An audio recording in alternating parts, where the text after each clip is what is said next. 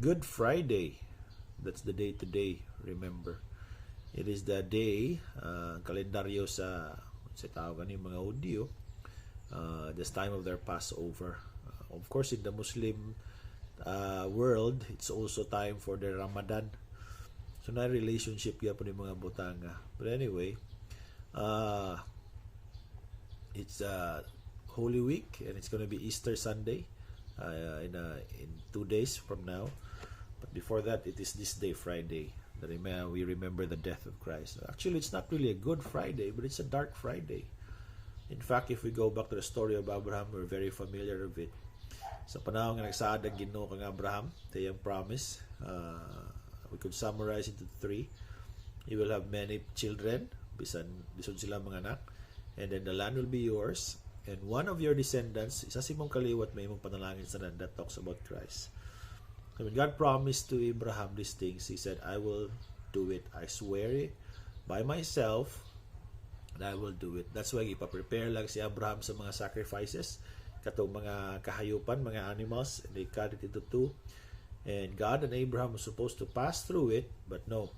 It was God through the fire who passed through the sacrifices, the animals, signifying, telling us that He's the one swearing on Himself through death, okay, until death nga, iyang buhaton tumanon kini. O tinod namatay gayon siya.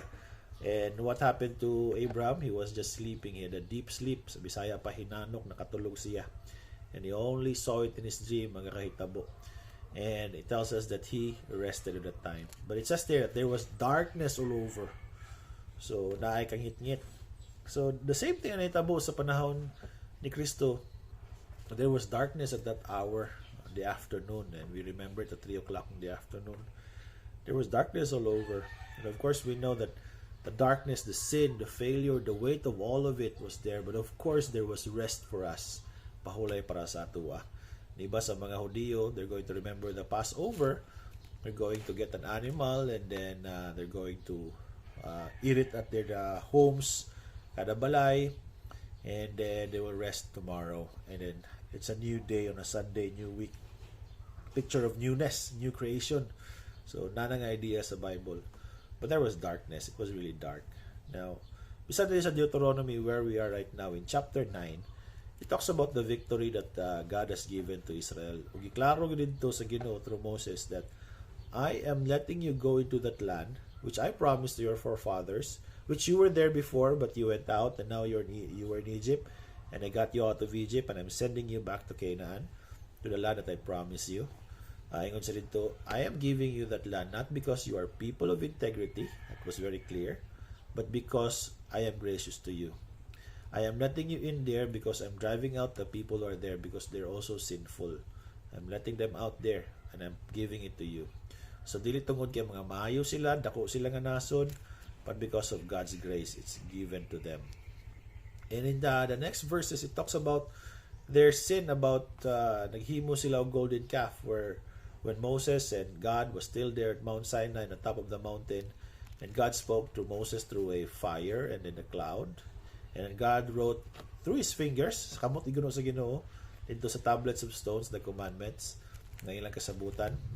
And Moses was there for 40 days and 40 nights. Wapo nga reminder, no? Parallelism. And of course, we remember Jesus, 40 days and 40 nights, He was in the wilderness, and Satan was tempting Him, and He was victorious. Salamat sa Ginoo. But 40 days and 40 nights, Moses was there with the presence of God, and Satan was amongst the people, and he was telling them, you make a golden calf, you melt all of this, and say to this calf, baka nga mao niya nagluwas kaninyo. So calf pag batanon. And it's also a picture of Jesus. Munti lang itong i-picture yun nga, murag kaning kapariha-pariha ba. But anyway, it was totally wrong. Ug moingon ta nga kining Dark Friday, the death of Christ, because we are the ones who nailed Him there, it really reminds us of how sinful we are. Now, ingon tag sinful, murag cliche na lang ni. Murag, okay, we heard that one. Wala na wait, ani. But kadugog ko sa English, ingon dito nga, it reminds us of how we suck. How we are losers. We are failures. The night before nga, titago ni, idalit sa mga Parisiyo si Jesus dito sa mga nagpangulo kanila. Diba? Pangayo sa Ginoo nga matulo, magmata lang sila. Pero dili gid nila mabuhat. Bisan gamay lang nga sugo nga stay up, okay? Ayaw mong tulog, stay with me. They could not do it. And that reminds us of how we really fail God, how we suck. Even there in Israel, iba remind sa ila nga, yes, this is all by God's grace and this is how you suck. This is how you sit. The same thing with us. We don't have to look very far. We have just to look ourselves. Diba? Pagkaluoy sa Ginoo, gigugma taniya, gigrasyahan taniya. Kung bisan pa man hantod karon, gituring taniya ang iyang mga kagulingong anak tungod sa iyang anak usab nga si Jesus nga namatay para sa ato mga sala. And it's all grace. That's why ang tinuod nga mensahe sa Good Friday, it takes away all our entitlement. Atong entitlement ani nga kinabuhi, ani nga kalibutan, and reminds us of the grace of God that we became His children because of His Son Jesus Christ, who did all the work for us. Siya ang nagbuhat para makapahulay kita. Just like Abraham, we could sleep. Okay? Deep sleep. We could rest.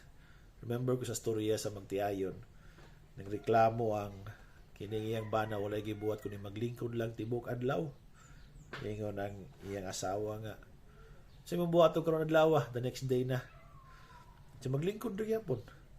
Ingon niya asawa, mo ni mong gibuhat gahapon og niaging adlaw ug kadto pang niaging semana. O makigibuhat. Ingon ang bana nga, wa pa man ko natiwas. It was supposed to be a joke. But of course, we are always offended when we are doing nothing, when we are just sitting down. But that is the picture of salvation. Mao nang kalawasan gihatag sa Ginoo. In fact, we rested in the darkness. Okay, nagpahulay kita just like Abraham. It was God who did all the work. So this Dark Friday is actually a reminder of how sinful we are and how gracious God is of saving us despite kaning mga butanga kung kinsa kita. Ingon siya dito, isa sa mga milagro niya, the hour has not yet come. Dili pa niya akong panahon katong the turning of the water into wine in the wedding at Cana. Well, dagan ang mga analysis sa mga Bible scholars. But if you notice, after that, God made a lot of miracles, dagan sige pang buhat. Simple nga tao, nga simple nga problema nila, isulbad si Ginoo. Well, God was talking about the greater glory, ang iyang glorification. That after His death, He will resurrect and He will be seated on the right hand of the Father. He will be glorified. But at this time, He said, my hour is not yet come, but He still did it anyway. It just tells us that God is concerned even in the little things of our life. Even the wine at the wedding, He was concerned. So that's God, that's our Savior. Yes, He is concerned about His glory, about all of this, the resurrection, but He's also concerned about the little things in our life. So let us be reminded of that and be encouraged of that. That despite of how sinful we are, how failing we are, how we suck, but God in His grace still loves us, chooses to love us, and He died in our stead. Even in our darkness, He was there. Even in darkness, so we could rest. Makapahulay kita just like Abraham.